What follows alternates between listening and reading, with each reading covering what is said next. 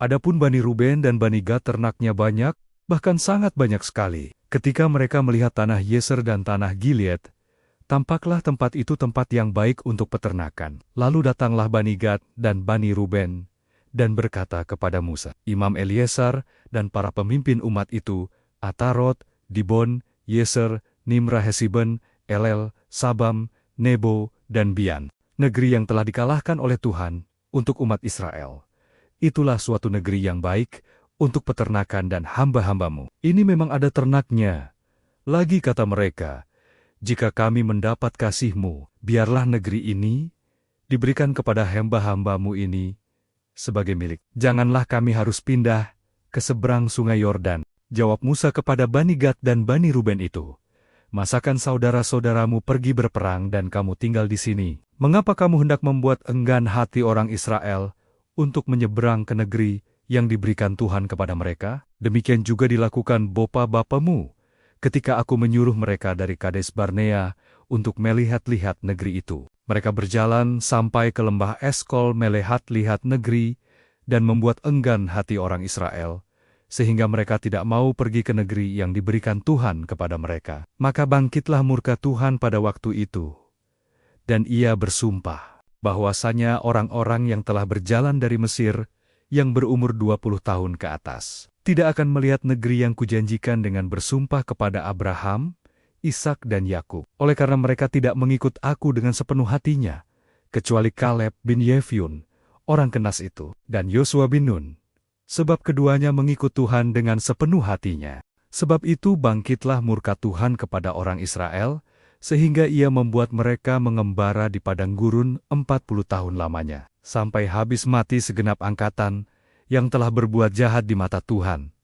Dan sekarang kamu bangkit, ganti bapa-bapamu, suatu kawanan orang-orang berdosa, untuk menambah lagi murka Tuhan yang menyala-nyala kepada orang Israel itu. Jika kamu berbalik membelakangi dia, maka kamu akan lebih lama lagi dibiarkan Naya tinggal di padang gurun, dan kamu akan membawa kemusnahan atas seluruh bangsa ini. Tetapi mendekatlah mereka kepadanya serta berkata, kami hendak mendirikan kandeng dan kambing domba di sini untuk ternak kami dan kota-kota untuk anak-anak kami. Tetapi kami sendiri akan mempersenjatai diri, dan dengan bersegera kami akan berjalan di depan orang Israel sampai kami membawa mereka ke tempatnya. Sementara itu, anak-anak kami akan tinggal dalam kota-kota yang berkubu oleh karena penduduk negeri ini. Kami tidak akan pulang ke rumah kami sampai setiap orang Israel memperoleh milik pusakanya. Sebab kami tidak mau menerima milik pusaka di seberang sungai Yordan sana,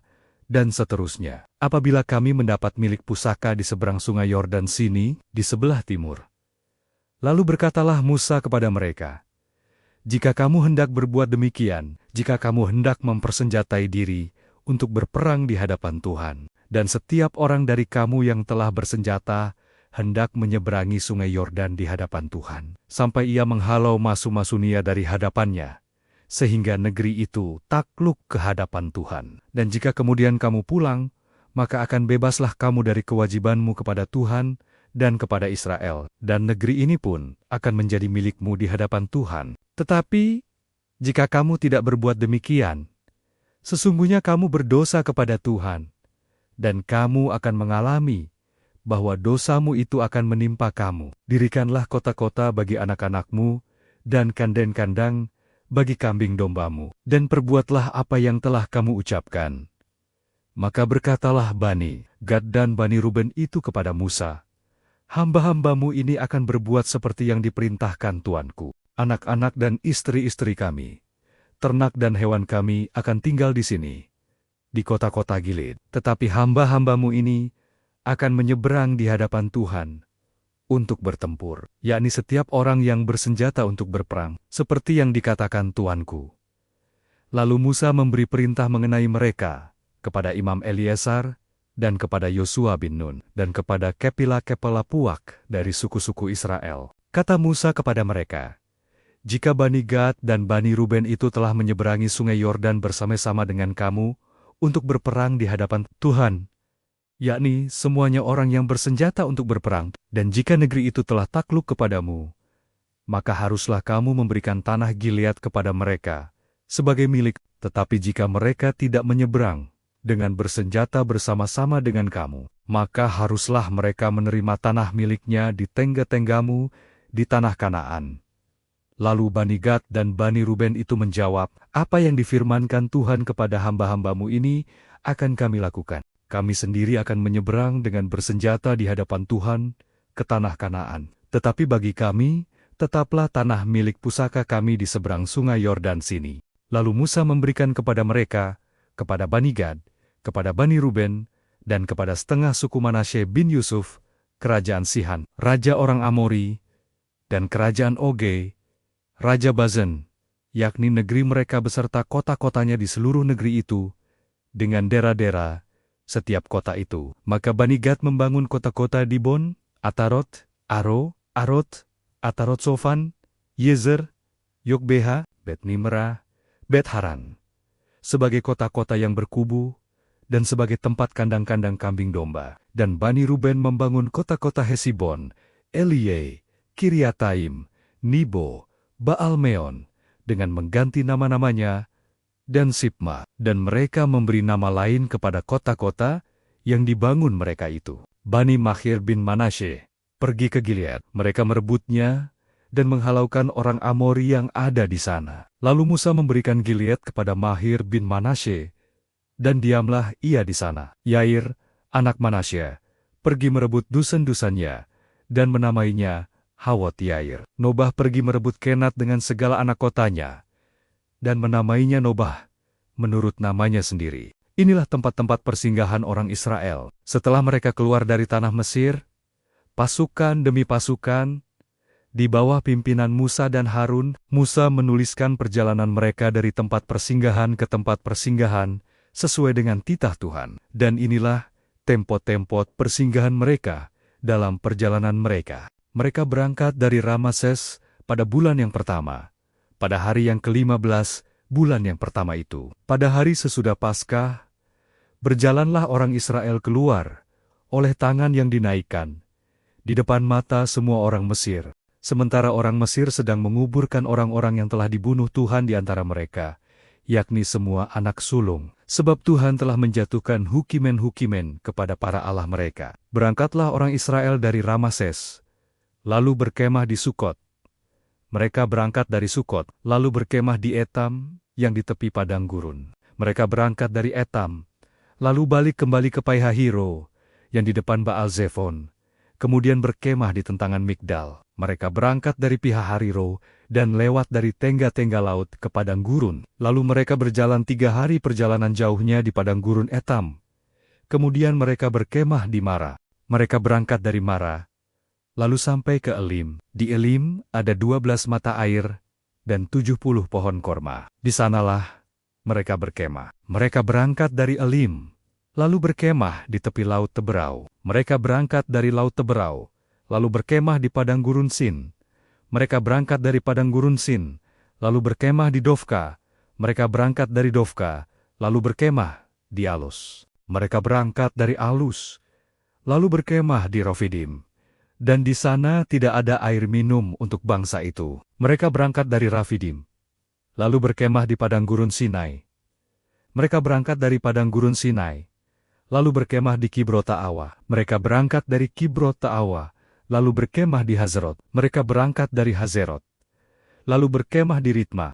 Mereka berangkat dari Ritma, lalu berkemah di Rimon Peros. Mereka berangkat dari Rimon Peros, lalu berkemah di Libna. Mereka berangkat dari Libna, lalu berkemah di Risa.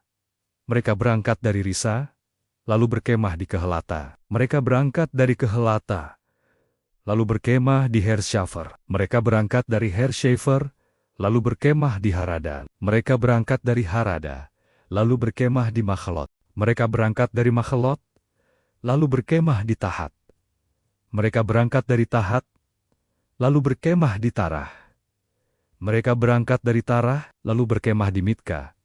Mereka berangkat dari Mitka, lalu berkemah di Hasmona. Mereka berangkat dari Hasmona, lalu berkemah di Moserot. Mereka berangkat dari Moserot, lalu berkemah di Biniakan. Mereka berangkat dari Benayaken, lalu berkemah di Horgidgad. Mereka berangkat dari Horgidgad, lalu berkemah di Yotbata. Mereka berangkat dari Yotbata, lalu berkemah di Abrona. Mereka berangkat dari Abrona, lalu berkemah di Ezion Geber. Mereka berangkat dari Ezion Geber, lalu berkemah di padang gurun Zin, yaitu Kedes. Mereka berangkat dari Kadesh, lalu berkemah di Gunung Hor, di perbatasan tanah Edom. Ketika itu Imam Harun naik ke Gunung Hor, sesuai dengan titah Tuhan. Dan di situ ia mati pada tahun ke-40 sesudah orang Israel keluar dari tanah Mesir, pada bulan yang kelima, pada tanggal 1 bulan itu. Harun berumur 123 tahun. Ketika ia mati di Gunung Hor, pada waktu itu, Raja negeri Arad, orang Kanaan itu, yang tinggal di tanah Negahab, di tanah Kanaan, mendengar kabar tentang kedatangan orang Israel. Berangkatlah mereka dari Gunung Hor, lalu berkemah di Zalmona. Mereka berangkat dari Zalmona, lalu berkemah di Funon. Mereka berangkat dari Funon, lalu berkemah di Obot. Mereka berangkat dari Obot, lalu berkemah dekat reruntuhan di Abarim di daerah Moab. Mereka berangkat dari reruntuhan itu, lalu berkemah di Dibonggad. Mereka berangkat dari Dibonggad, lalu berkemah di Almon di Blataim. Mereka berangkat dari Almon di Blataim, lalu berkemah di pegunungan Abarim di depan Nebo. Mereka berangkat dari pegunungan Abarim, lalu berkemah di dataran Moab, di tepi sungai Yordan, dekat Yeriko. Mereka berkemah di tepi sungai Yordan, dari Bet-Esimet sampai ke Abel Sitim, di dataran Moab. Tuhan berfirman kepada Musa di dataran Moab di tepi sungai Yordan, dekat Yeriko.